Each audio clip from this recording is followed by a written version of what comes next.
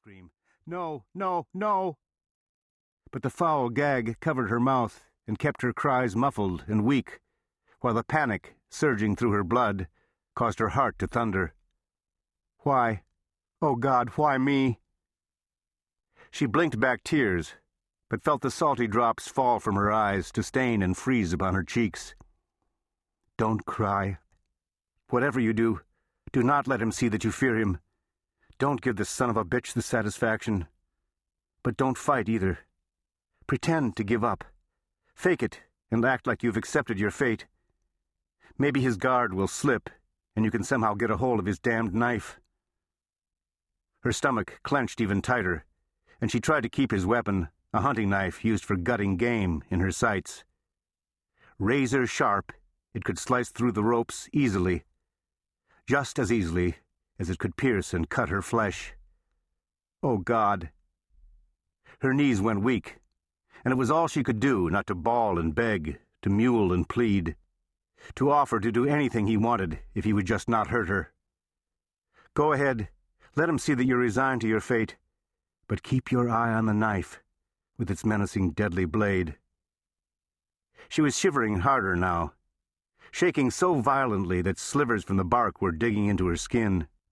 Was she trembling because of the bitter Montana wind, gusts she was certain were blowing down from Canada and the Arctic? Or was she quivering from the fear that tore at her insides?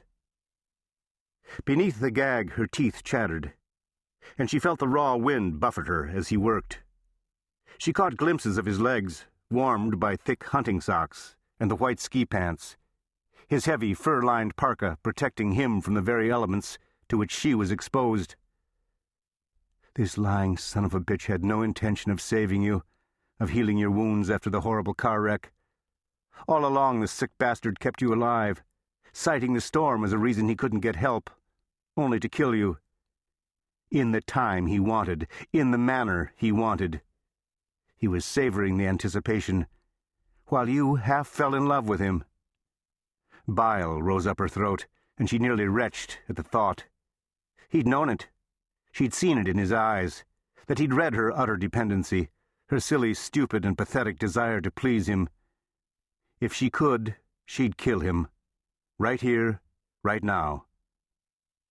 She heard him grunt in satisfaction again, as he pulled the taut rope even tighter, forcing her buttocks into the sharp bark, her shoulders to be held fast.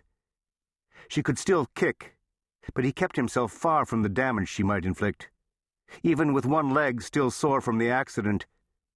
She thought she could wound, and wound badly, because of all her training in the martial arts. But he was careful to stay on the far side of the tree and keep away from her heels. And the cold was beginning to take its toll. She had trouble focusing, thinking of anything but the ice in her flesh, the sheer frigidity settling in her bones.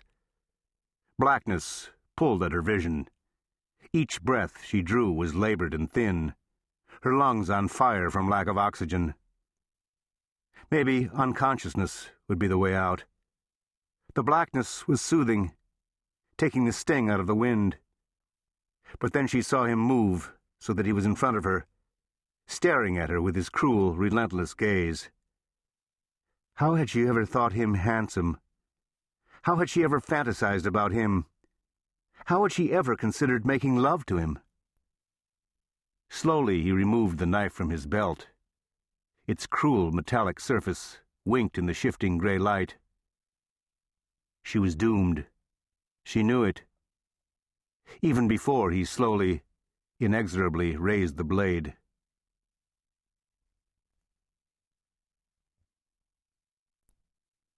Chapter 1. Goddamn son of a bitch. Ivor Hicks usually didn't mind the cold, but he didn't like the thought that he was being forced to hike in this section of the mountains after the recent blizzard. For the love of God, there could be an avalanche if he coughed too hard, and he was liable to, because his lungs felt heavy, as if he might be coming down with something. Probably the damned aliens, he decided, though he quickly rid himself of the thought. Criminy, no one wanted to believe that he'd been abducted in the late 70s, used for an experiment that involved his lungs, blood, and testicles. The blasted ETs had left his drained and exhausted body in a snowbank.